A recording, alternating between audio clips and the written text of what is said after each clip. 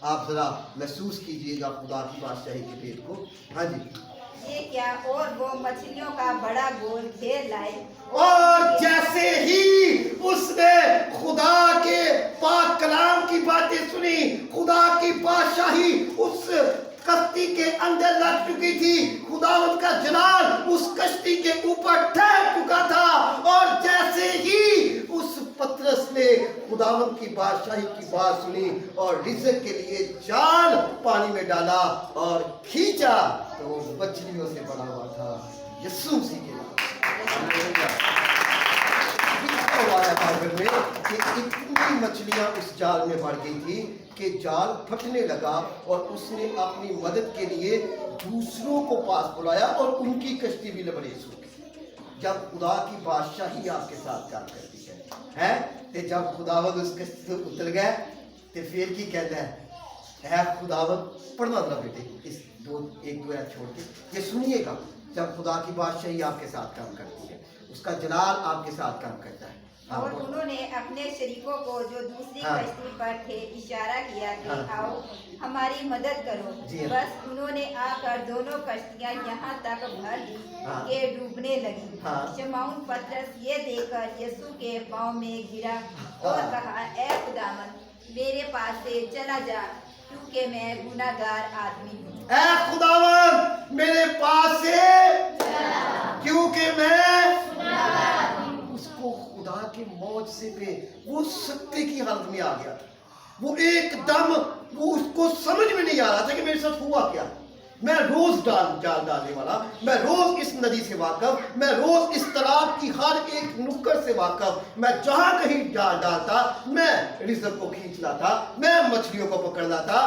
یہ آج انہونی بات کیا ہو گئی ہے؟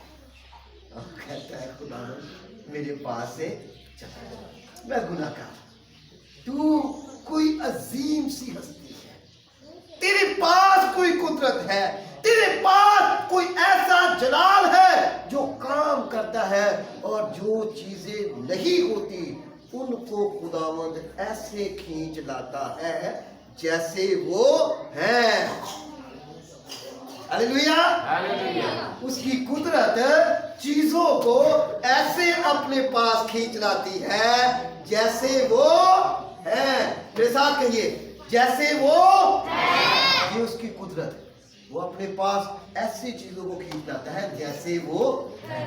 آگے پڑھو ذرا، اس پطرس کو ذرا دیکھ لیتے ہیں کیا ایمان اس کے اندر ٹھاٹھے مانا کہ مچھلیوں کے اس شکار سے جو انہوں نے کیا، وہ اور اس کے سب ساتھی بہت حیران ہوئے، اور ویسے ہی زبدی کے بیٹے یعقوب اور یوحنا بھی جو شمعون کے شریک تھے حیران ہوئے۔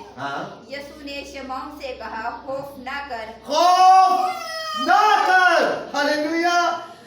ہاں جی، اب سے تو آدمیوں کا شکار کیا کرے گا۔ اب سے تو مچھلیوں کو چھوڑ دے اور خدا کی بادشاہی کی طرف راغب ہونے کے لیے۔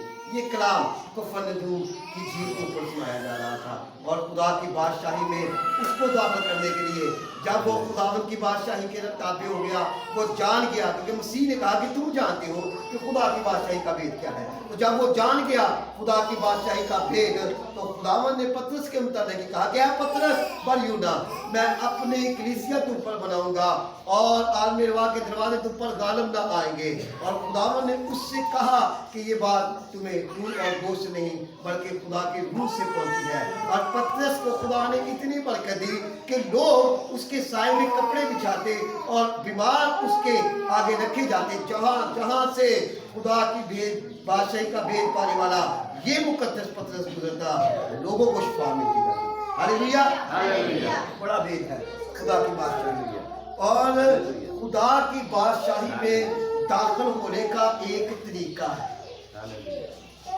جو اپنے آپ کو چھوٹا کرتا ہے۔ کیا کہتا ہے؟ اپنے آپ کو دوسروں کی نسبت عاجزی میں رہتا ہے، دوسروں کی نسبت وہ خدا کی بادشاہی میں ایک بد چلن، بد کردار، اسے پتا ہے کہ میری زندگی کے اندر کچھ بھی باقی نہیں، مگر وہ بھوکی ہے خدا کی بادشاہی کی، اور اپنے آپ کو چھوٹا کر رہی ہے۔ کس طرح سے وہ خدا کی بادشاہی